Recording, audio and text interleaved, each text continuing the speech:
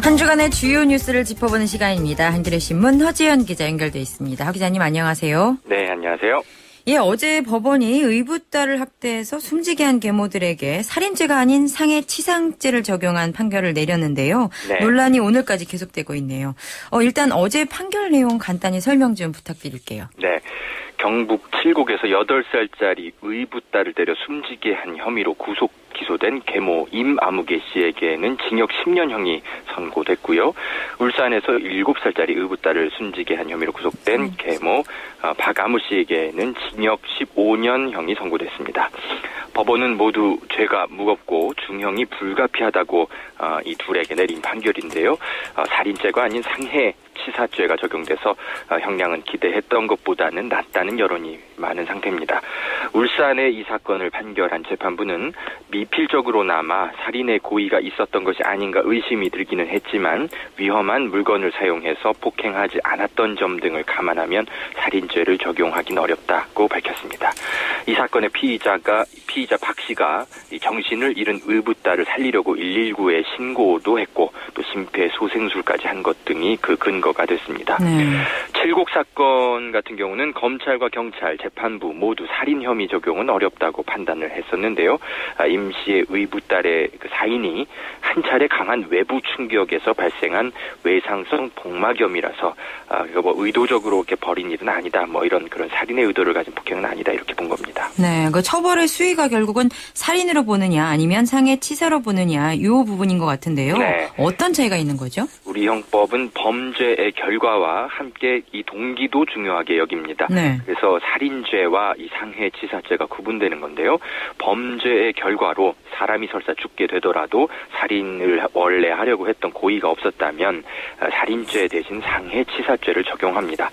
살인죄의 법정형은 사형과 무기 또는 5년 이상의 징역형을 내리게 되지만 이 상해치사죄는 3년 이상의 유기징역에 그칩니다. 아하. 네, 대법원이 만든 양형 기준이 있는데 살인죄의 경우에는 가장 죄질이 안 좋은 극단적인 인명, 경시, 살인 등 이 5가지 유형으로 나눠서 최하 징역 3년에서 4형까지 선고하도록 권고하고 있습니다.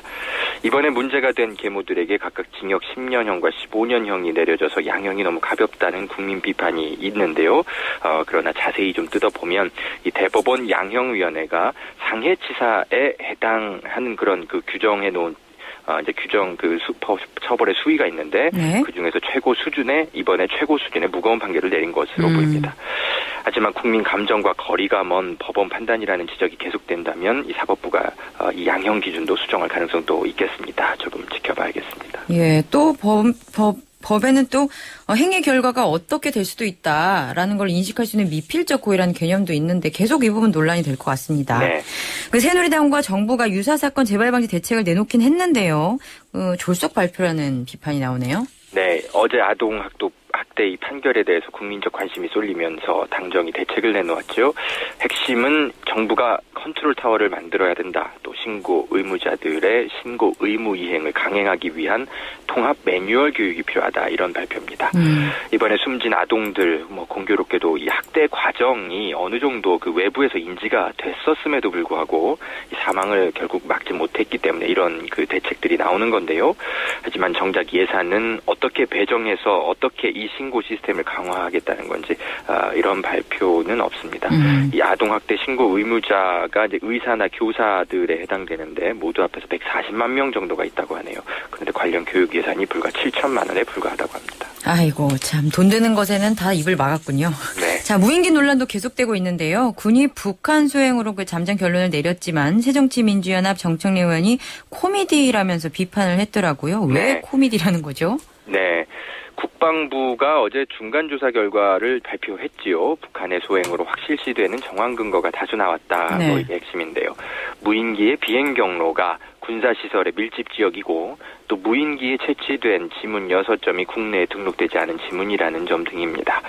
또 근거리용 송신기 칩에 제조사 이름과 모델 번호가 지워져 있는 것으로 조사됐는데 이것은 북한이 해당 주파수 대역을 숨기기 위해서 의도적으로 은폐한 것으로 군은 보고 있습니다. 네. 그런데 이런 내용들이 사실은 다 정황 증거에 불과한 거거든요. 결정적 증거는 없죠. 그렇죠. 그렇죠. 네. 예, 논란이 그래서 계속 이어지고 있는데 그중에서 새정치민주연합의 정청래 의원이 이런 얘기를 하고 있습니다.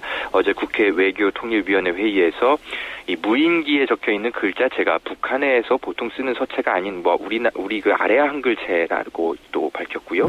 배터리 뒷면에 적힌 일련 번호가 있는데 이게 북한식으로 적혀 있지 않고 또 북한이 설사 보낸 무인기라면 이 왕복 270km를 날아가야 하는데 그러려면 5kg짜리 연료를 장착해야 한다고 하네요. 그런데 네. 무인기에는 이것을 장착하기가 불가능하다고 합니다. 이런 점들을 들어서 북한이 보낸 무인기가 아닐 가능성이 크다. 이것을 북한 거라고 얘기하는 건 코미디다. 이렇게 지적해서 논란이 계속 이어지고 있습니다. 최종 발표까지 또 논란이 계속 이어질 것 같습니다. 네.